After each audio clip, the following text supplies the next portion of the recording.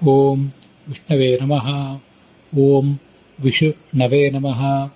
ಓಂ ವಿಷ್ಣವೇ ನವೇ ನಮಃ. ಓಂ ವಿಷ್ಣುಪತ್ನೇ ನಮಃ. ವಾಯವೇ ಭೀಮನಾದಾಯ ನಮಃ. ಸರ್ವೇಭ್ಯಃ ಪರೋಕ್ಷಪ್ರಿಯೇಭ್ಯಃ ಪ್ರತ್ಯಕ್ಷದ್ವಿಭ್ಯಃ ದೇವೇಭ್ಯೋ ನಮೋ ನಮಃ. ಶ್ರೀ ಗುರುಭ್ಯೋ ನಮಃ. ಮಹಾಭಾರತದ ಅನುಶಾಸನ ಪರ್ವದ 1268ನೇ ಭಾಗ ಇವತ್ತು ನಾವು ನೋಡಬೇಕಾದದ್ದು. ಇವತ್ತು ನಡೆಯಬೇಕಾದಂತಹ ಅಧ್ಯಾಯ ವಾವಿಳ್ಳೆ ರಾಮಸ್ವಾಮಿ ಶಾಸ್ತ್ರಿಗಳ ಪಾಠದಲ್ಲಿ ಇದು 150ನೇ ಅಧ್ಯಾಯ. ಟಿ ಆರ್ ಕೃಷ್ಣಾಚಾರ್ಯರ ಪಾಠದಲ್ಲಿ 265ನೇ ಅಧ್ಯಾಯ.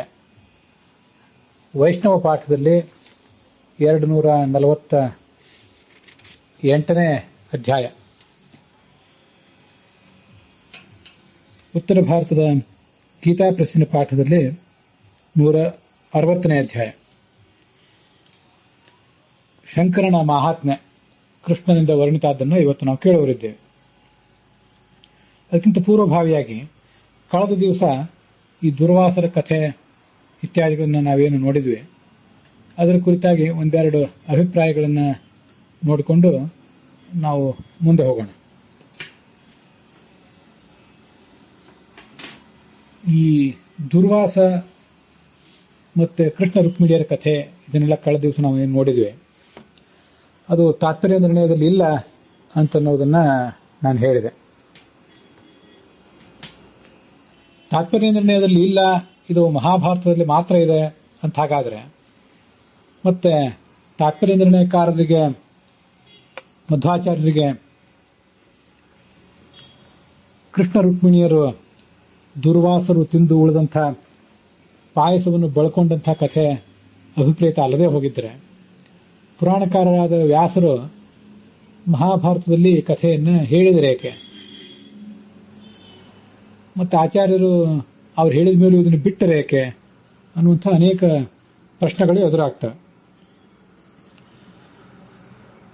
ಎಲ್ಲ ಪ್ರಶ್ನೆಗಳಿಗೂ ನಿಖರವಾಗಿ ಹೀಗೆ ಅಂತ ಈಗ ನಾವು ಉತ್ತರ ಕೊಡೋದು ಕಷ್ಟ.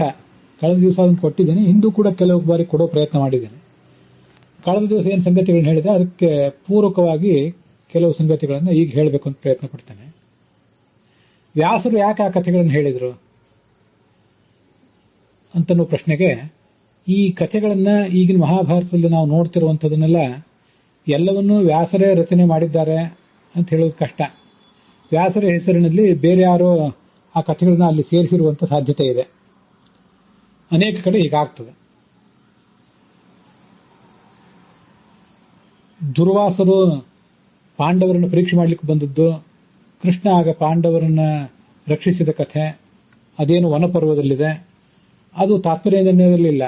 ಮಹಾಭಾರತದಲ್ಲಿ ಕೆಲವು ಪಾಠಗಳಲ್ಲಿ ಇಲ್ಲ, ಕೆಲವು ಪಾಠಗಳಲ್ಲಿ ಬಂತು ಹೇಗೆ? ಕೆಲವು ಪಾಠಗಳಲ್ಲಿ ಇಲ್ಲದೇ ಇದ್ದದ್ದು ಇನ್ನು ಕೆಲವು ಪಾಠಗಳಲ್ಲಿ ಬಂತು ಹೇಗೆ? ಯಾರಾದರೂ ಸೇರಿಸಿರಬೇಕು ಅಂತ ಗೊತ್ತಾಗ್ತದೆ. ಎಲ್ಲಾ ಪಾಠಗಳಲ್ಲಿಯೂ ಇದು ಕಾಣಿಸ್ತಂತಾದ್ರೆ ಹಾಗಾದ್ರೆ ಇದನ್ನು ವೇದವ್ಯಾಸರೇ ರಚಿಸಿರಬೇಕಲ್ಲ ಈ ಕಥೆಯನ್ನು ಅಂತನೂ ಸಂಶಯ ಬರ್ತದೆ. ಇರಬಹುದು, ವೇದವ್ಯಾಸರೇ ಅದನ್ನು ರಚನೆ ಮಾಡಿದ್ದಿರಬಹುದು, ಅಥವಾ ಯಾರೋ ಕೆಲವರು ಎಲ್ಲಾ ಪಾಠಗಳಲ್ಲಿಯೂ ಉಪಲಬ್ಧ ಇರುವಂತಹ ಎಲ್ಲಾ ಪಾಠಗಳಲ್ಲಿಯೂ ಅದನ್ನು ಸೇರಿಸಿರಬಹುದು. ಹಾಗೂ ಆಗಬಹುದು. ನಾವು ಇವತ್ತಿನ ಈ ಕಾಲಘಟ್ಟದಲ್ಲಿ ಕೂತ್ಕೊಂಡವರು, ದೇಶತಃ ಕಾಲತಃ ಎಷ್ಟೋ ದೂರ ಇದ್ದವರು, ಬೌದ್ಧಿಕವಾಗಿಯೂ ಕೂಡ ಆಗಿನ ಕಾಲದ ತತ್ವಜ್ಞಾನಿಗಳಿಗಿಂತ ಎಷ್ಟೋ ದೂರ ಇದ್ದವರು, ಇದನ್ನ ಯಾರು ಸೇರಿಸಿದ್ರು, ಯಾತಕ್ಕಾಗಿ ಸೇರಿಸಿದ್ರು, ಅಥವಾ ವೇದವ್ಯಾಸರೇ ಇದನ್ನು ರಚನೆ ಮಾಡಿರುವುದಾದರೆ ತಾತ್ಪರ್ಯ ನಿರ್ಣಯದಲ್ಲಿ ಇದು ಇಲ್ಲ ಯಾಕೆ ಅನ್ನೋ ಪ್ರಶ್ನೆಗಳಿಗೆ ಉತ್ತರ ಕೊಡೋದು ಸ್ವಲ್ಪ ಕಷ್ಟನೇ ಆಗ್ತದೆ. ಅನೇಕ ಕಡೆ ವೇದವ್ಯಾಸರು ರಚನೆ ಮಾಡದೇ ಇದ್ದನ್ನು ಮತ್ತಾರೋ ಸೇರಿಸಿರ್ತಾರೆ. ಇನ್ನು ಕೆಲವು ಕಡೆ ವೇದವ್ಯಾಸರೇ ಅಂತ ಕೆಲವು ಕಥೆಗಳನ್ನು ಮೋಹಕವಾಗಿ ಇರಲಿ ಅಂತ ಸೇರಿಸಿರ್ತಾರೆ. ಇದು ಒಂದು ಉತ್ತರವನ್ನು ತಿಳ್ಕೋಬೇಕು. ಎಲ್ಲವನ್ನೂ ಬೇರೆ ಯಾರೋ ತಮ್ಮ ಕೈಚಾಳಕದಿಂದ ಸೇರಿಸಿದ್ದಾರೆ ಅಂತಲ್ಲ, ಕೆಲವು ಸಂಗತಿಗಳನ್ನು ವೇದವ್ಯಾಸರೇ ಒಂದು ಮೋಹಕವಾಗಿ ಶಾಸ್ತ್ರೀಯ ಸಂಗತಿಗಳು ತುಂಬಾ ತೆರೆದು ಸ್ಪಷ್ಟವಾಗಿ ಇರಬಾರದು ಅನ್ನೋದಕ್ಕಾಗಿ ಇಂಥ ಸಂಗತಿಗಳನ್ನು ವೇದವ್ಯಾಸರು ಸೇರಿಸಿರ್ತಾರೆ. ತತ್ವ ರಹಸ್ಯಗಳೇ ಆಗಿರಲಿ ಅಥವಾ ಮತ್ಯಾವುದೇ ಪುರಾಣದ ಕಥೆಗಳೇ ಆಗಿರಲಿ, ಅವೆಲ್ಲವನ್ನೂ ಕೂಡ ರಹಸ್ಯವಾಗಿ ಹೇಳಬೇಕು ಅಂತನ್ನುವುದು ಶಾಸ್ತ್ರದ ಉದ್ದೇಶ. ಆದ್ರಿಂದ ಈ ತರ ಶಾಸ್ತ್ರದಲ್ಲಿ ಹೇಳಿರ್ತಾರೆ. ಗೀತಾ ತಾತ್ಪರ್ಯದಲ್ಲಿ ಒಂದು ಕಡೆ ಆಚಾರ್ಯ ಹೀಗೆ ಹೇಳಿದ್ದಾರೆ, ತೇಷು ಅಯೋಗ್ಯೇಷು ತತ್ವಜ್ಞ ತತ್ವಂ ನಾತಿ ಪ್ರಕಾಶಯೇತ್ ವದೇದ್ ವಿವಾದ ರೂಪೇಣ ನೋಪದೇಶಾತ್ಮನ ಕ್ವಚಿತ್. ತತ್ವಜ್ಞಾನಕ್ಕೆ ಅರ್ಹರಲ್ಲದವರು ಎದುರುಗಡೆ ಕಾಣ್ತಾ ಇದ್ದಾರೆ ಅಂತಾದ್ರೆ ಅಲ್ಲಿ ತತ್ವವನ್ನು ವಿಸ್ತೃತವಾಗಿ ಹೇಳಬಾರದು. ವದೇದ್ ವಿವಾದ ರೂಪೇಣ, ಸಂಕ್ಷಿಪ್ತ ರೂಪದಿಂದ ಸ್ವಲ್ಪ ಸತ್ಯವನ್ನು ಮುಚ್ಚಿಟ್ಟು ಹೇಳಬೇಕು. ಉಪದೇಶದ ರೂಪದಿಂದ ಅದು ಹೇಳಬಾರದು. ಸಭ್ಯ ರೂಪೇಣ ಅಥವಾ ಸಭಾರೂಪೇಣ ವಾ ಬ್ರೂಯಾತ್, ಪೃಷ್ಠೇ ಅವ್ಯಕ್ತಿಕೃದೇವ, ಸಭೆಯಲ್ಲಿ ಸಂಕೀರ್ಣವಾಗಿ ಎಲ್ಲರಿಗೂ ಹೇಗೆ ಹೇಳಬೇಕೋ ಹಾಗೆ ಹೇಳಬೇಕು. ಅದರ ಸೂಕ್ಷ್ಮ ವಿವರಗಳನ್ನು ವಾಸ್ತವಿಕವಾದ ಕುತೂಹಲ ಪ್ರಾಮಾಣಿಕತನ ಇದ್ದವರಿಗೆ ಮಾತ್ರ ಹೇಳಬೇಕು. ಪೃಷ್ಠೇ ಅವ್ಯಕ್ತಿಕೃದೇವ, ಎಲ್ಲ ವಿವರಗಳನ್ನು ಬಿಡಿಸಿ ಹೇಳಬಾರದು. ಗೀತಾ ತಾತ್ಪರ್ಯ ಅಲ್ಲಿ 3ನೇ ಅಧ್ಯಾಯದಲ್ಲಿ ಆಚಾರ್ಯರು 35ನೇ ಶ್ಲೋಕದ ವಿವರದಲ್ಲಿ ಇದನ್ನು ಹೇಳಿದ್ದಾರೆ. ಬ್ರಹ್ಮಸೂತ್ರ ಭಾಷ್ಯದಲ್ಲಿಯೇ ಅನಾವಿಷ್ಕುರ್ವನ್ ಅನ್ವಯಾತ್ ಅಂತ ಸೂತ್ರ. ಅಲ್ಲಿ ವಿದ್ಯಾಹವೈ ಬ್ರಾಹ್ಮಣ ಮಾಜಗಾಮ ಗೋಪಾಯ ಮಾಂಶೇ ವಸಿಷ್ಠೇಹಮಸ್ಮಿ ಅನಾರ್ಯಕಾಯ ಅನೃಜವೇ ಶಠಾಯ ನಮಾಂ ಬ್ರೂಯಾ ಋಜವೇ ಬ್ರೂಹಿ ನಿತ್ಯಂ. ವಿದ್ಯಾದೇವತೆ ಜ್ಞಾನಿಯಾದ ಒಬ್ಬ ವ್ಯಕ್ತಿ ಬೆಳಿಗ್ಗೆ ಬಂದು ಹೀಗೆ ಹೇಳ್ತಾಳಂತೆ, ಗೋಪಾಯ ಮಾಂ, ನನ್ನನ್ನು ಯಾವತ್ತೂ ರಕ್ಷಿಸು. ಶೇವಧಿಷ್ಠೇಹಮಸ್ಮಿ, ನಾನೊಂದು ನಿಧಿ ಇದ್ದಂತೆ. ಯಾರು ಅನೃಜುಗಳು, ಪ್ರಾಮಾಣಿಕರಲ್ಲವೋ ಸಜ್ಜನರಲ್ಲವೋ ಮತ್ತು ಇದನ್ನು ತಿಳಿದುಕೊಂಡು ದುಷ್ಟ ಉದ್ದೇಶಗಳಿಗೆ ಉಪಯೋಗ ಮಾಡ್ತಾರೋ ಅಂಥವ್ರಿಗೆ ಇದನ್ನು ಹೇಳಬೇಡ. ಋಜವೇ ಬ್ರೂಹಿ ನಿತ್ಯಂ, ಪ್ರಾಮಾಣಿಕನಾದವನಿಗೆ ಮಾತ್ರ ವರ್ಣನೆ ಮಾಡುವಂತ ವಿದ್ಯಾದೇವತೆ ಕೇಳಿಕೊಡ್ತಾಳೆ ಅಂತ ಅನಾವಿಷ್ಕುರ್ವನ್ ಅನ್ವಯಾತ್ ಅಂತ ಸೂತ್ರ, ಬ್ರಹ್ಮಸೂತ್ರ. ಅಲ್ಲಿ ಇದನ್ನು ವರ್ಣನೆ ಮಾಡಿದ್ದಾರೆ. ಅದು ಬ್ರಹ್ಮಸೂತ್ರದ 3ನೇ ಅಧ್ಯಾಯದ 4ನೇ ಪಾದ, ಅಲ್ಲಿ 49ನೆಯ ಸೂತ್ರ.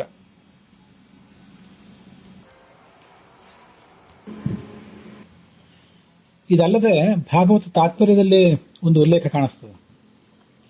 ವ್ಯಾಸಾದಯೋ ವರ್ತಮಾನಂ ಅತೀತಾನಾಗತೆ ತಥಾ ವ್ಯತ್ಯಸ್ಯಾಪಿ ವದಂತ್ಯದ್ಧ ಮೋಹನಾಯ ದುರಾತ್ಮನಾಂ ಪೌರ್ವಾಪರ್ಯಂ ಯತೋನೈವ ಸದೈವ ಪರಿವರ್ತನಾತ್ ಅತಶ್ಚ ವ್ಯತ್ಯಯಾದೇತತ್ ಪ್ರವದಂತಿ ವಿಚಕ್ಷಣಾಃ ಅಂತ ಭಾಗವತ ತಾತ್ಪರ್ಯದ ಮಾತಿದು. ವ್ಯಾಸಾದಯ, ಇದನ್ನು ಗಮನಿಸಬೇಕು, ತುಂಬಾ ಸುಂದರವಾದ ಮಾತಿದು. ವ್ಯಾಸ ಮೊದಲಾದವರು ಬರೇ ವೇದವ್ಯಾಸರಿಗೆ ಮಾಡ್ತಾರೆ ಅಂತಲ್ಲ, ಅನೇಕ ಜನ ಹೀಗೆ ಮಾಡ್ತಾರೆ. ವ್ಯಾಸಾದಯೋ ವರ್ತಮಾನಂ ಅತೀತಾನಾಗತೆ ತಥಾ, ಈಗ ಆಗಿರುವುದನ್ನ, ಈಗ ವರ್ತಮಾನ ಕಾಲದಲ್ಲಿರುವುದನ್ನ ಹಿಂದೆ ಯಾವುದೋ ಕಾಲದಲ್ಲಿದ್ದಂತೆ ವರ್ಣನೆ ಮಾಡ್ತಾರೆ, ಮತ್ತೆ ಹಿಂದೆ ಆಗಿರುವುದನ್ನ ಈಗ ಆಗಿರುವಂತೆ ವರ್ಣನೆ ಮಾಡ್ತಾರೆ.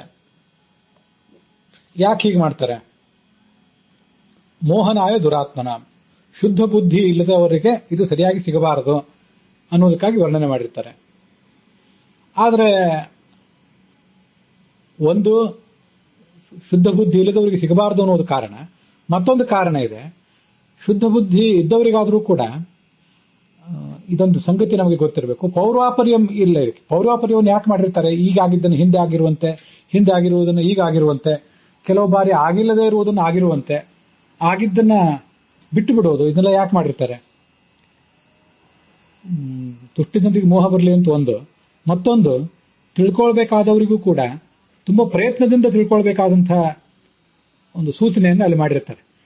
ಇಲ್ಲಿ ನಾನು ಭಾಗವತ ತಾತ್ಪರ್ಯದ ಯಾವ ಮಾತನ್ನು ಇಲ್ಲೇನು ಉದ್ಧರಿಸಲಿಕ್ಕೆ ಹೊರಟಿದ್ದೇನಲ್ಲ, ಅಲ್ಲಿ ಆ ಸಂಗತಿ ಬಂದಿಲ್ಲ. ಆದರೆ ಅದನ್ನು ಹೇಳಿದಾಗ, ಅದನ್ನು ನೋಡಿದಾಗ ನನಗೆ ಹೀಗೆ ಹೇಳಬೇಕು ಅಂತ ಕಾಣಿಸ್ತು. ಅತಶ್ಚ ವ್ಯತ್ಯಯಾದೀತತ್ ವದಂತಿ ಜ್ಞಾನಚಕ್ಷುಷಃ. ಅವ್ರು ನಮ್ಮ ಕಣ್ಣು ಅಂದ್ರೆ ನಮ್ಮ ಈ ಹೊರಗಿನ ಕಣ್ಣು ಮಾತ್ರ ಕಣ್ಣಲ್ಲ, ಜ್ಞಾನವೇ ನಮ್ಮ ಕಣ್ಣಾಗಬೇಕು. ಅದು ಬ್ರಹ್ಮಪುರಾಣದ ಮಾತು ಹಾಗಿದೆ.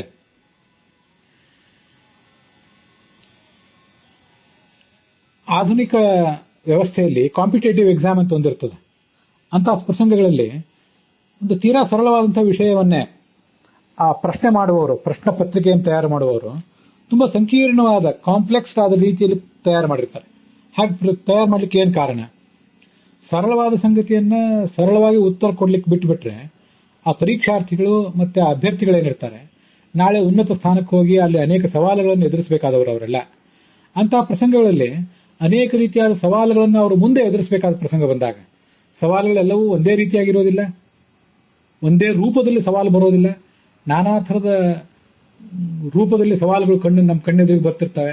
ಹಾಗೆಲ್ಲ ಇದ್ದಾಗ ನೇರವಾಗಿ ಬಂದ ಸವಾಲುಗಳಾಗಲಿ ಪರೋಕ್ಷವಾಗಿ ಬಂದ ಸವಾಲುಗಳಾಗಲಿ ಎಲ್ಲವನ್ನೂ ಕೂಡ ಅವರು ಎದುರಿಸಬೇಕಾಗ್ತದೆ. ಹಾಗೆ ಮಾಡಬೇಕಾದ ಪ್ರಸಂಗ ಬಂದಾಗ ಇರುವ ವಿಷಯವನ್ನು ತುಂಬಾ ಸಂಕೀರ್ಣವಾಗಿ ಹೇಳುವ ಪ್ರಯತ್ನವನ್ನು ಮಾಡಿರ್ತಾರೆ. ಅಂತಹ ಅನೇಕ ಸಂಗತಿಗಳನ್ನು, ಯಾವತ್ತೋ ಒಂದು ಸಂಗತಿ ಯಾರದೋ ಒಬ್ಬರದು ಕನಸಿನಲ್ಲಿ ನಡೆದದ್ದು ಅದನ್ನ ಪ್ರತ್ಯಕ್ಷವಾಗಿ ನಡೆದಂತೆ ಹೀಗೆ ಹೇಳಿಬಿಡ್ತಾರೆ. ಪ್ರತ್ಯಕ್ಷವಾಗಿ ನಡೆದ ಸಂಗತಿಯನ್ನ ಕನಸಿನಲ್ಲಿ ನಡೆದಂತೆ ವರ್ಣನೆ ಮಾಡ್ತಾರೆ. ನಡೆದ ಸಂಗತಿಯನ್ನು ಬಿಟ್ಟೇ ಬಿಡ್ತಾರೆ. ನಡೆಯದೇ ಇರುವ ಸಂಗತಿಯನ್ನು ನಡೆದಂತೆ ವರ್ಣನೆ ಮಾಡ್ತಾರೆ. ಹೀಗೆಲ್ಲ ಮಾಡುವುದು ಯಾಕೆ? ಅಜ್ಞಾನಿಗಳಿಗೆ ಜ್ಞಾನ ಬರಬಾರದು ಅಂತ ಒಂದು ದೃಷ್ಟಿ, ಜ್ಞಾನಿಗಳಿಗೆ ಜ್ಞಾನ ಬರಬೇಕಾದ್ರೂ ಕೂಡ ಅಲ್ಪ ಪ್ರಯತ್ನದಿಂದ ಬಂದದ್ದು ಜ್ಞಾನ ಅದು ರೂಢ ಮೂಲ ಆಗೋದಿಲ್ಲ. ನಮ್ಮ ಜ್ಞಾನದ ಬೇರು, ಜ್ಞಾನ ವೃಕ್ಷದ ಬೇರು ನಮ್ಮ ಹೃದಯದಲ್ಲಿ ಆಳದಲ್ಲಿ ಇಳಿಬೇಕು. ಅದಕ್ಕೆ ನೀರು ಗೊಬ್ಬರಗಳನ್ನು ನಾವು ಎರಿಬೇಕಾಗ್ತದೆ. ಹಾಗೆಲ್ಲ ಮಾಡಬೇಕಾದ್ರೆ ಈ ಜಗತ್ತಿನಲ್ಲಿ ಇದೊಂದು ಸಾಮಾನ್ಯವಾದ ನಿಯಮ, ನಿಸರ್ಗದಲ್ಲಿ ಒಂದು ಸಾಮಾನ್ಯವಾದ ನಿಯಮ. ಯಾವುದು ಬೇಗ ಬೆಳೆದಿದೆಯೋ, ಬೇಗ ಬಂದಿದೆಯೋ ಅದು ಬೇಗ ಹೋಗ್ತದೆ. ಯಾವುದು ತುಂಬಾ ನಿಧಾನವಾಗಿ ಬೇರು ಬಿಡ್ತದೋ ಅದು ತುಂಬಾ ದೀರ್ಘಕಾಲ ಬರುತ್ತದೆ ಅಂತ ನಿಸರ್ಗದ ಒಂದು ನಿಯಮ. ನಮ್ಮ ಜ್ಞಾನ ವೃಕ್ಷದ ಬೇರು ಕೂಡ ತುಂಬಾ ಆಳವಾಗಿ ಬೇರು ಬಿಡಬೇಕಾದ್ರೆ ಅದು ನಿಧಾನವಾಗಿ ಅನೇಕ ಸವಾಲುಗಳನ್ನು ಎದುರಿಸಿ, ಅನೇಕ ನೈಸರ್ಗಿಕ ವಿಕೋಪಗಳನ್ನೆಲ್ಲ ಎದುರಿಸಿ ಯಾವ ವೃಕ್ಷ ಭೂಮಿಯಲ್ಲಿ ಬೇರು ಬಿಡ್ತದಲ್ಲ ಆ ವೃಕ್ಷ ತುಂಬಾ ದೀರ್ಘಕಾಲ ಬದುಕ್ತದೆ. ನಮಗಿದು ಈ ಜೀವಶಾಸ್ತ್ರದಲ್ಲೂ ಕೂಡ ಗೊತ್ತಿದೆ. ಯಾವುದೇ ಒಂದು ಪಕ್ಷಿ, ಪ್ರಾಣಿ, ಒಂದು ವನಸ್ಪತಿ ಅದೆಲ್ಲ ನಿಸರ್ಗದ ಸವಾಲುಗಳನ್ನು ಎದುರಿಸಿ ಹೇಗೆ ಬದುಕಬೇಕು ಅಂತ ಕಲಿತದೆ ಅಂತೆಲ್ಲ ಇದೆ. ಹಾಗೆ ಅನೇಕ ತರಹದ ಎಡರು ತೊಡರುಗಳನ್ನೆಲ್ಲ ಎದುರಿಸಿ ಒಬ್ಬ ಸಾಧಕ, ಒಬ್ಬ ಓದುಗ ಶಾಸ್ತ್ರದ ರಹಸ್ಯಗಳನ್ನು ತಿಳ್ಕೋಬೇಕಾಗ್ತದೆ.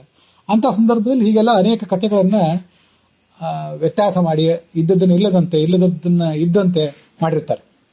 ಸಾಮಾನ್ಯವಾದ ನಿಯಮ ಇದು. ಯುದ್ಧವನ್ನ ನಾವು ನೇರವಾಗಿ ಮಾಡ್ಲಿಕ್ಕೆ ಹೋದಾಗ ಅಲ್ಲಿಯೇ ತರಬೇತಿ ಆಗೋದಿಲ್ಲ. ಯುದ್ಧ ಕಾಲದಲ್ಲಿ ಶಸ್ತ್ರಾಭ್ಯಾಸ ಆಗಬಾರದು. ಶಾಂತಿ ಕಾಲದಲ್ಲಿ ಶಸ್ತ್ರಾಭ್ಯಾಸ ಹೆಚ್ಚಾಗಬೇಕು. ಶಾಂತಿ ಕಾಲದಲ್ಲಿ ಶಸ್ತ್ರಾಭ್ಯಾಸ ತರಬೇತಿ ಹೆಚ್ಚಾದಷ್ಟು ಯುದ್ಧ ಕಾಲದಲ್ಲಿ ನಮ್ಮ ನೈಪುಣ್ಯವನ್ನು ತೋರಿಸಲಿಕ್ಕೆ ಅನುಕೂಲ ಆಗ್ತದೆ. ಅನೇಕ ತಾತ್ವಿಕ ಸಮಸ್ಯೆಗಳು, ಒಂದು ಕಥೆ ತೀರಾ ಸರಳವಾದ ಕಥೆ ಇದೇನು, ಇದನ್ನು ವರ್ಣನೆ ಮಾಡಿದ್ರೆ ಬಿಟ್ರೇನು ಅಂತ ನಮಗನಿಸ್ತದೆ. ಆದರೆ ಪ್ರಶ್ನೆ ಅದೊಂದೇ ಕಥೆಯದ್ದಾಗಿರೋದಿಲ್ಲ. ದೀರ್ಘಕಾಲದ ನಮಗೆ ಉಪಯುಕ್ತ ಆಗುವಂತಹ ಯಾವುದೋ ಒಂದು ತತ್ವ ರಹಸ್ಯದ ಪ್ರಶ್ನೆನೂ ಇರ್ತದೆ. ಅಂತಹ ತತ್ವ ರಹಸ್ಯಗಳನ್ನೆಲ್ಲ ನಾವು ತುಂಬಾ ಎಚ್ಚರವಾದ ಮನಸ್ಸಿನಿಂದ, ಜಾಗೃತವಾದ ಮನಸ್ಸಿನಿಂದ ಒಡೆದು ಭೇದಿಸಿ ತಿಳ್ಕೋಬೇಕಾದ್ರೆ ಕೆಲವು ಕಡೆ ತೀರಾ ಸಾಧಾರಣವಾದ ಸಂಗತಿಗಳನ್ನು ಕೂಡ ಸಂಕೀರ್ಣವಾದ ರೀತಿಯಲ್ಲಿ ಹೇಳಬೇಕಾದ ಇಚ್ಛಾ ಇರ್ತದೆ ಈ ಶಾಸ್ತ್ರಕಾರರಿಗೆ. ಅದನ್ನು ಹೇಳ್ತಾರೆ ಯುದ್ಧದ ಪ್ರಸಂಗದಲ್ಲಿ. ಶಾಂತಿ ಕಾಲದಲ್ಲಿ ನಾವು ಎಷ್ಟು ಹೆಚ್ಚು ಬೆವರು ಸುರಿಸ್ತೇವೋ ಅದರಿಂದ ಯುದ್ಧ ಕಾಲದಲ್ಲಿ ಕಡಿಮೆ ರಕ್ತವನ್ನು ಸುರಿಸ್ತೇವೆ ಅಂತ. ಶಾಂತಿ ಕಾಲದಲ್ಲಿ ಯುದ್ಧದ ಅಭ್ಯಾಸದ ಪ್ರಸಂಗದಲ್ಲಿ ಹೆಚ್ಚು ಬೆವರನ್ನು ನಾವು ಹರಿಸದೆ ಹೋದ್ರೆ, ತರಬೇತಿ ಇಲ್ಲದೆ ಹೋದ್ರೆ ಯುದ್ಧ ಕಾಲದಲ್ಲಿ ಹೆಚ್ಚು ರಕ್ತವನ್ನು ಹರಿಸಬೇಕಾಗ್ತದೆ ಅಂತ ಒಂದು ಮಾತನ್ನ ನಾನು ಎಲ್ಲೋ ಒಂದು ಕಡೆ ಓದಿದ್ದೆ. ಮಿಲಿಟರಿಯಲ್ಲಿ ಈ ಸೈನ್ಯದ ಅಭ್ಯಾಸ ಮಾಡೋರು ಇದನ್ನು ಹೇಳ್ತಾರಂತೆ.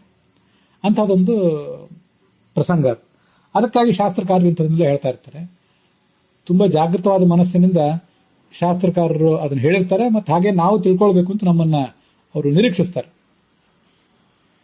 ಒಂದು ಜನ್ಮದಲ್ಲೇ ಅನೇಕ ಪ್ರಯತ್ನಗಳ ಮೂಲಕ, ಅನೇಕ ಜನ್ಮಗಳಲ್ಲಿ ಅನೇಕ ಪ್ರಯತ್ನಗಳ ಮೂಲಕ, ಅನೇಕ ಪರಿಸರದ ವೈರುಧ್ಯಗಳನ್ನ, ಆನುವಂಶಿಕ ವಿರೋಧಗಳನ್ನ ಎಲ್ಲವನ್ನೂ ಎದುರಿಸಿ, ಏರುಪೇರುಗಳನ್ನೆಲ್ಲ ಎದುರಿಸಿ ಓದುಗನಾದವನು ಇದನ್ನು ತಿಳ್ಕೋಬೇಕಾಗ್ತದೆ.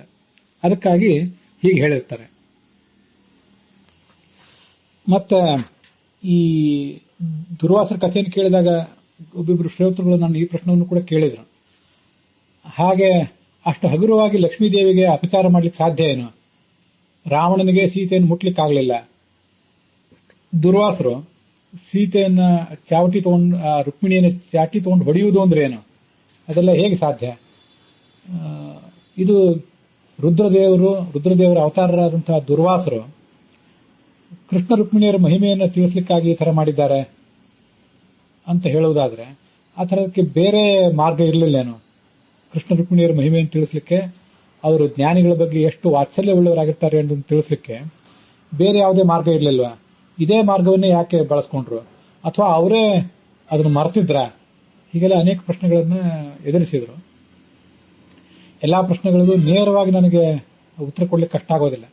ಕಥೆಯೇ ಪ್ರಾಮಾಣಿಕ ಆಗಿದ್ದಲ್ಲಿ ಅದು ಮಹಾಭಾರತದಲ್ಲಿಯೂ ಮತ್ತು ತಾತ್ಪರ್ಯ ನಿರ್ಣಯದಲ್ಲೂ ಎಲ್ಲ ಕಡೆ ಇದ್ದೇ ಬಿಟ್ಟಿತ್ತು ಅಂತಾದ್ರೆ ಅದರ ಮೇಲೆ ಬರುವ ಪ್ರಶ್ನೆಗಳನ್ನೆಲ್ಲ ಇದು ಭಗವಂತನ ಇಚ್ಛೆ ಹೀಗಿತ್ತು, ಅದು ಇಚ್ಛೆಗೆ ತಕ್ಕಂತೆ ಆ ಜ್ಞಾನಿಗಳಾದಂತಹ ದುರ್ವಾಸರು ಮೊದಲಾದವರೆಲ್ಲರೂ ನಡ್ಕೊಂಡ್ರು ಅಂತ ನಾವು ಉತ್ತರ ಹೇಳಿಬಿಡ್ಬೇಕಾಗ್ತದೆ. ಕಥೆ ಪ್ರಾಮಾಣಿಕ ಅನ್ನೋದ್ರ ಬಗ್ಗೆ 100% ನಮಗೆ ಭರವಸೆ ಇದ್ರೆ, ಕಥೆ ಕೆಲವು ಕಡೆ ಇದೆ ಕೆಲವು ಕಡೆ ಇಲ್ಲ ಅಂತಾದಾಗ ಆ ಪ್ರಶ್ನೆಗಳಿಗೆ ಉತ್ತರ ಕೊಡೋದು ಕಷ್ಟ. ಕಥೆಯನ್ನು ಗುಮಾನಿಯಿಂದ ನೋಡಬೇಕು ಅಂತ ಅಷ್ಟೇ ಹೇಳಿ ಸುಮ್ಮನಾಗುವುದು ಒಳ್ಳೆಯದು ಅಂತ ನನಗೆ ಕಾಣಿಸ್ತು. ಆದ್ರಿಂದಲೇ ಅನೇಕ ಜನ ಮಹಾಭಾರತ, ರಾಮಾಯಣ ಮೊದಲಾದ ಗ್ರಂಥಗಳ ವಿಸ್ತೃತವಾದ ಪ್ರವಚನವನ್ನು ಮಾಡಲಿಕ್ಕೆ ಅಪೇಕ್ಷೆ ಪಡೋದಿಲ್ಲ. ಅನೇಕ ಜನ ವಿದ್ವಾಂಸರು ಮಹಾಭಾರತದ ಶ್ರವಣ ಇತ್ಯಾದಿ ಏನಾದರೂ ಆಗಬೇಕು ಅಂತಿದ್ರೆ ತಾತ್ಪರ್ಯ ನಿರ್ಣಯ ಗ್ರಂಥವನ್ನ ಮುಂದಿಟ್ಕೊಂಡು ಅದರಲ್ಲಿ ಏನು ಹೇಳಿದ್ದಾರೆ ಅನ್ನೋದನ್ನು ಮಾತ್ರ ಹೈಲೈಟ್ ಮಾಡಿ ಆ ಪ್ರವಚನದ ಸಮಾಪ್ತಿ ಮಾಡ್ತಾರೆ. ಅಷ್ಟೇ ಶ್ರವಣ ಸಾಕು, ನಮಗೆ ತಾತ್ಪರ್ಯ ನಿರ್ಣಯದಲ್ಲಿ ಬಂದದ್ದು ಮಾತ್ರ ಸಾಕು ಅಂತಾನೆ ಅನೇಕ ಜನ ಹಿರಿಯ ವಿದ್ವಾಂಸರು ಹೇಳಿದ್ದಾರೆ. ಆ ದೃಷ್ಟಿಕೋನವೇ ಅನೇಕ ಬಾರಿ ಸರಿ ಅಂತ ಅನಿಸ್ತದೆ, ಇಲ್ಲ ಅಂತಲ್ಲ. ಆದರೂ ಕೂಡ ಮಹಾಭಾರತ ಏನು ಹೇಳಿದೆ ನಾವು ಅದನ್ನ ಇಷ್ಟು ದಿವಸ ಅನಾದರಿಸಿದೆವು. ಅನಾದರಿಸಿದ್ರಿಂದಲೇ ಅಲ್ಲಿ ಯಾವುದು ಪ್ರಕ್ಷಿಪ್ತ ಯಾವುದು ವಿಕ್ಷಿಪ್ತ ಅಂತ ಅನ್ನುವುದೆಲ್ಲ ನಮ್ಮ ಗಮನಕ್ಕೆ ಬರದಂತೆ ಹೋಯಿತು. ಇಲ್ಲಿ ಏನಿದೆ ಅಂತಾದ್ರೂ ನೋಡೋಣಲ್ಲ, ಮಹಾಭಾರತದಲ್ಲಿ ಏನಿದೆ ಅಂತ ನೋಡೋಣ. ಏನಿಲ್ಲ ಅಂತಲೂ ಗೊತ್ತಾಗ್ತದ. ಅವಾಗ ಮಹಾಭಾರತದಲ್ಲಿ ಇದು ಇದೆ, ತಾತ್ಪರ್ಯ ನಿರ್ಣಯದಲ್ಲಿ ಆ ಸಂಗತಿ ಇಲ್ಲ. ತಾತ್ಪರ್ಯ ನಿರ್ಣಯದಲ್ಲಿ ಮತ್ತೊಂದು ಯಾವುದೋ ಸಂಗತಿ ವ್ಯತ್ಯಸ್ತವಾಗಿದೆ. ಏನಿದೆ ಏನಿಲ್ಲ ಅಂತಾದ್ರೂ ಗೊತ್ತಾಗ್ತದಲ್ಲ ನಮಗೆ. ಈಗ ನಾವು ಮಹಾಭಾರತವನ್ನು ಕೇಳಲಿಕ್ಕೆ ಅಂತ ಕೂತಿದ್ದೇವೆ, ಏನು ಹೇಳಲಿಕ್ಕೆ ಅಂತ ಕೂತಿದ್ದೇವೆ. ಈಗ ಕೇಳಿದ್ದು ಹೇಳಿದ್ದು ಎಲ್ಲವೂ ಕೂಡ 100% ಸರಿ ಅಂತ ನಾನು ಏನು ಭಾವಿಸಬೇಕಾಗಿಲ್ಲ, ನೀವು ಏನು ಭಾವಿಸಬೇಕಾಗಿಲ್ಲ. ಅದಕ್ಕೆ ಕೆಲವು ಅಪವಾದಗಳಿವೆ. ಕೆಲವು ಸಂಗತಿಗಳನ್ನು ನಿರ್ಧಾರಾತ್ಮಕವಾಗಿ ನಾನು ಹೇಳಿರ್ತೇನೆ, ಅದಕ್ಕೆ ನಿರ್ಧಾರಾತ್ಮಕವಾದಂತಹ ಶ್ರವಣವನ್ನು ನೀವು ಕೂಡ ಮಾಡಿರ್ತೇವೆ, ಇಲ್ಲ ಅಂತಲ್ಲ. ಆದರೂ ಕೆಲವು ಪ್ರಸಂಗಗಳಲ್ಲಿ ಇನ್ನೂ ಕೆಲವು ಗುಮಾನಿಗಳನ್ನು ಇಟ್ಟು ಇದು ಕಾಲಕ್ರಮೇಣ ನಮಗೆ ಅರ್ಥ ಆಗಬೇಕು, ಎಲ್ಲ ಭಗವಂತನ ಅನುಗ್ರಹದಿಂದಲೇ ಅದು ತಿಳಿಯಬೇಕು ಅನ್ನುವಂಥ ಭರವಸೆಯನ್ನು ಇಟ್ಕೊಂಡು ಈಗ ನಾವು ಸುಮ್ಮನೆ ಇರುವುದು ಒಳ್ಳೆಯದು ಅಂತನೂ ನನಗೆ ಅನೇಕ ಬಾರಿ ಕಾಣಿಸಿದೆ. ಯಸ್ಯ ದೇವೇ ಪರಾಭಕ್ತಿ ಯಥಾ ದೇವೇ ತಥಾ ಗುರೌ ತಸ್ಯೈತೆ ಕಥಿತಾಹ್ಯರ್ಥಾ ಪ್ರಕಾಶಂತೆ ಮಹಾತ್ಮನಃ ಅಂತ ಒಂದು ಮಾತು ಕೇಳಿ ಬರ್ತದೆ. ಯಾರಿಗೆ ದೇವತೆಗಳ ಕುರಿತಾಗಿ ಪರಾಭಕ್ತಿ, ಅತ್ಯಂತ ದೊಡ್ಡ ಭಕ್ತಿ ಇರ್ತದ ಪರಮಾತ್ಮನ ಬಗ್ಗೆ, ಮತ್ತು ಪರಮಾತ್ಮನ ಬಗ್ಗೆ ಇದ್ದಂಥ ಭಕ್ತಿ ಅದರಂತೆ ಯಥಾ ದೇವಿ ತಥಾ ಗುರವು, ಗುರುಗಳ ಬಗ್ಗೆ ಆದರೂ ಕೂಡ ಯಾರಿಗೆ ಅಂಥದ್ದೊಂದು ಭಕ್ತಿ ಇರ್ತದೋ ತಸ್ಯೈತಿ ಕಥಿತಾಹ್ಯರ್ಥ, ಅಂಥವನಿಗೆ ಎಲ್ಲ ಅರ್ಥಗಳು ತಿಳಿತವೆ ಹೊರತು ಉಳಿದವರಿಗೆ ತಿಳಿಯೋದಿಲ್ಲ ಅಂತ ಒಂದು ಮಾತು ಸರ್ವಮೂಲದಲ್ಲೇ ಆಚಾರ್ಯರ ಮಾತು ಕೇಳಿ ಬರ್ತದೆ.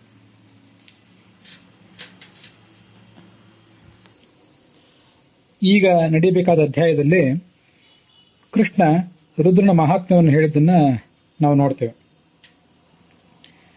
ಯುಧಿಷ್ಠಿರ ಕೇಳಿದ, ಆ ದುರ್ವಾಸ ಮುನಿಯ ಒಂದು ಕಥೆ ಮತ್ತೆ ಅವನ ಮೂಲ ರೂಪವಾದಂತಹ ರುದ್ರ, ಅದರ ಕುರಿತಾಗಿ ಅನೇಕ ಸಂಗತಿಗಳನ್ನು ನೀನು ಹೇಳಿದ್ದೆ, ಅದನ್ನ ಇನ್ನಷ್ಟು ವರ್ಣಿಸು ಅಂತ ಕೇಳ್ಕೊಂಡ್ರು.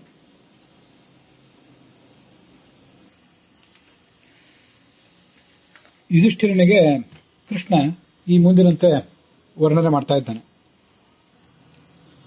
ಹಂತತೆ ಕಥಯಿಷ್ಯಾಮಿ ನಮಸ್ಕೃತ್ವ ಕಪರ್ದಿನೆ. ಶಿವನಿಗೆ, ಮಹಾದೇವನಾದ ಶಿವನಿಗೆ ನಮಸ್ಕಾರ ಮಾಡಿ ಈ ಮುಂದಿನ ಕಥೆಯನ್ನು ಹೇಳ್ತೇನೆ. ನಿತ್ಯ ನಾನು ಪ್ರಾತಃ ಕಾಲದಲ್ಲಿ ಶತರುದ್ರಿಯ ಅಥವಾ ಶತರುದ್ರೀಯ ಅಂತ ದೀರ್ಘನೂ ಹೇಳ್ಬೋದು, ಹ್ರಸ್ವನೂ ಹೇಳ್ಬೋದು, ಯಜುರ್ವೇದದಲ್ಲಿ ಬರುವಂತಹ ರುದ್ರಾಧ್ಯಾಯ ಅದನ್ನು ಹೇಳ್ತೇನೆ.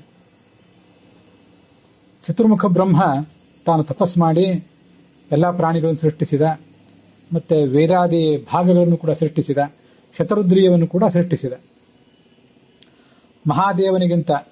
ಮಹಾದೇವನ ಅಂತರ್ಯಾಮಿಯಾದ ಭಗವಂತನಿಗಿಂತ ಅಧಿಕನಾದಂತಹ ದೇವ ಈ ಜಗತ್ತಿನಲ್ಲಿ ಯಾರೂ ಇಲ್ಲ. ಎಲ್ಲಾ ಪ್ರಾಣಿಗಳ ಉತ್ಪತ್ತಿಗೆ ಆತ ಕಾರಣ. ಅವನು ಮುಂಭಾಗದಲ್ಲಿ ಯಾರು ನಿಂದಿರಲಿಕ್ಕೆ ಸಮರ್ಥರಲ್ಲ. ಅವನು ಕುಪಿತನಾದರೆ ಎಲ್ಲರೂ ಕೂಡ ಭ್ರಷ್ಟರಾಗಿ ಹೋಗ್ತಾರೆ. ದಕ್ಷ ಪ್ರಜಾಪತಿಯ ಯಜ್ಞ ಒಂದು ನಡೆದಿತ್ತು. ದಕ್ಷ ಪ್ರಜಾಪತಿಗೆ ತನ್ನ ಮಗಳಾದ ಸತೀದೇವಿಯ ಪತಿಯಾದ ಈ ಶಿವ ಅಪೇಕ್ಷಿತನಾದಂತಹ ವರ ಆಗಿರಲಿಲ್ಲ. ಮೊದಲಿಂದು ಆತನಿಗೆ ಒಂದು ತಿರಸ್ಕಾರ ಇತ್ತು. ಆದ್ರಿಂದ ತಾನು ಯಜ್ಞ ಮಾಡಿ ಆ ಯಜ್ಞಕ್ಕೆ ಶಿವನನ್ನು ಕರೆಯಲಿಲ್ಲ. ಅಲ್ಲಿ ಆಹುತಿಯೂ ಶಿವನಿಗೆ ಸಲ್ಲಲಿಲ್ಲ. ಆಗ ಆ ಯಜ್ಞಕ್ಕೆ ಸತೀದೇವಿ ಬಂದಳು. ತನಗೆ ಆಹ್ವಾನ ಇಲ್ಲದೆ ಹೋದರು. ಶಿವನಿಗಾದ ಅವಮಾನವನ್ನು ತಾಳದೆ ತಾನು ಪ್ರಾಣ ಪರಿತ್ಯಾಗ ಮಾಡಿದ್ದು. ಶಿವ ಅಲ್ಲಿ ಬಂದು ಯಜ್ಞವನ್ನ ಧ್ವಸ್ತವನ್ನಾಗಿ ಮಾಡಿದ.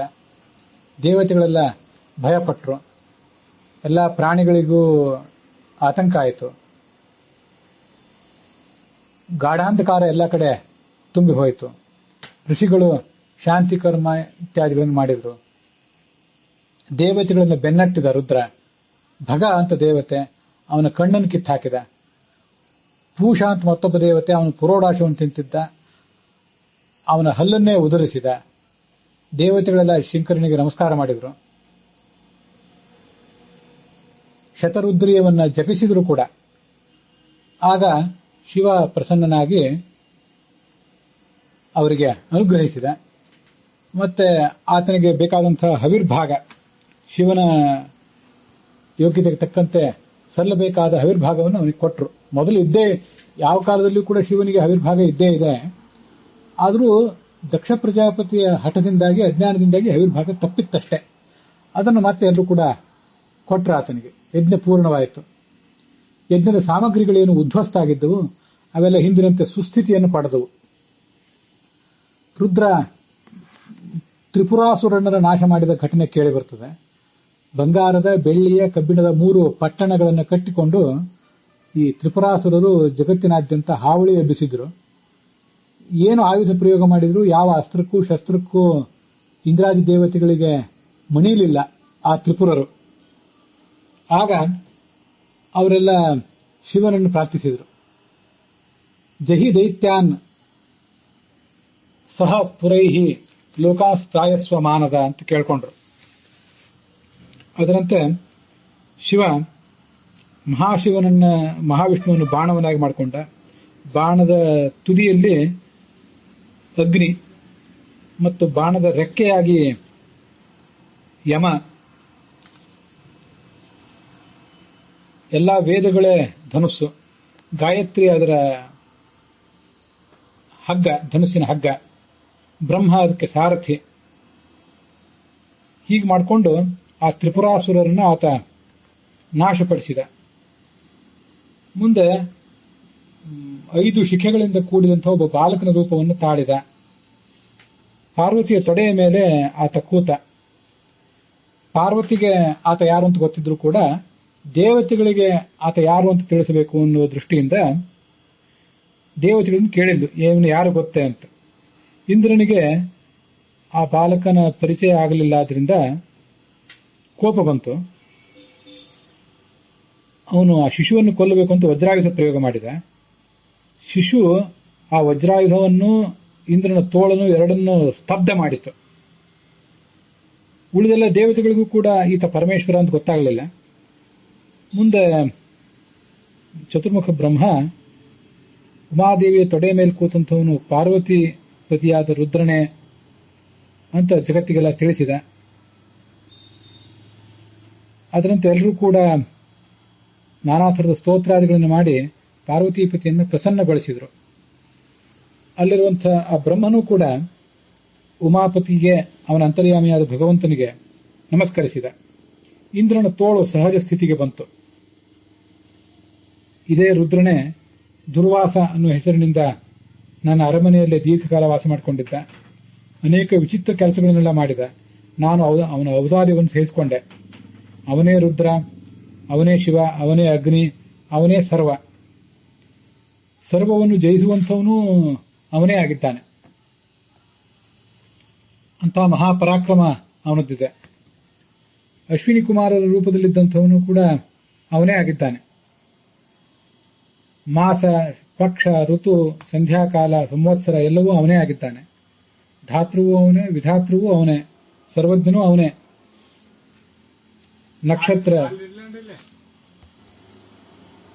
ನಕ್ಷತ್ರ, ಗ್ರಹ, ದಿಕ್ಕು, ಉಪದಿಕ್ಕು ಎಲ್ಲವೂ ಅವನೇ ಆಗಿದ್ದಾನೆ. ಎಲ್ಲವೂ ಅವನ ಅಧೀನ.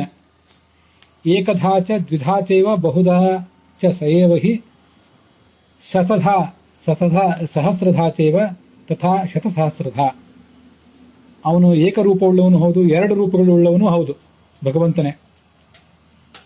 ಆತ್ಮಾಂತರಾತ್ಮ ಎಂಬುದಾಗಿ ಎರಡು ರೂಪವುಳ್ಳವನು ತಿಳ್ಕೋಬಹುದು. ಬಹುರೂಪವುಳ್ಳವನು, ವಿಶ್ವಾದಿ 1000 ರೂಪವುಳ್ಳವನು, 100 ರೂಪಗಳಲ್ಲಿದ್ದಾನೆ. ಲಕ್ಷ ಕಟ್ಟಲೆ, ಕೋಟಿ, ಅನಂತಗಟ್ಟಲೆ ರೂಪವುಳ್ಳವನಾಗಿದ್ದಾನೆ ಅಂತಿದು ಆ ಭಗವಂತನ ಸ್ತುತಿ. ಈದೃಶಸ್ಸ ಮಹಾದೇವ ಭೂಯಶ್ಚ ಭಗವಾನತಃ. ಅವನದು ಇಷ್ಟೇ ಮಹಿಮಾ ಅಲ್ಲ, ಇದಕ್ಕಿಂತ ಹೆಚ್ಚಿನ ಮಹಿಮಾನೇ ಅವನದ್ದಿದೆ. ಎಡಬಿಡದೆ ವರ್ಷಗಳ ಗಟ್ಟಲೆ ಹೇಳಿದ್ರು ಅವನ ಮಹಿಮೆಯನ್ನು ಪೂರ್ಣವಾಗಿ ನಮ್ಮಂಥವರಿಗೆ ಹೇಳುವುದು ಸಾಧ್ಯ ಇಲ್ಲ ಅಂತ ಕೃಷ್ಣ ಆ ಭಗವಂತನ ಮಹಿಮೆಯನ್ನು ಹೇಳಿದ. ಶಿವನ ಅಂತರ್ಯಾಮಿ ಆದಂತಹ ಭಗವಂತನ ಮಹಿಮೆಯನ್ನ ಕೃಷ್ಣ ವರ್ಣಿಸಿದ. ಅಲ್ಲಿಗೆ ಈ ಇವತ್ತಿನ ಅಧ್ಯಾಯ 150ನೇ ಅಧ್ಯಾಯ ವಾವಿಲ್ಯ ರಾಮಸ್ವಾಮಿ ಶಾಸ್ತ್ರಿಗಳ ಪಾಠದಲ್ಲಿ, 248ನೇ ಅಧ್ಯಾಯ ವೈಷ್ಣವ ಪಾಠದಲ್ಲಿ, ಗೀತಾ ಪ್ರೆಸ್ಸಿನ ಪಾಠದಲ್ಲಿ 265ನೇ ಅಧ್ಯಾಯ, ಮತ್ತೆ ಉತ್ತರ ಭಾರತದ ಗೀತಾ ಪ್ರೆಸ್ಸಿನ ಪಾಠದಲ್ಲಿ 160ನೇ ಅಧ್ಯಾಯ ಇವು ಸಮಾಪ್ತವಾಗಿದೆ. ಇವತ್ತಿನ ಭಾಗವು ಕೂಡ ಇಲ್ಲಿಗೆ ಸಮಾಪ್ತವಾಗಿದೆ.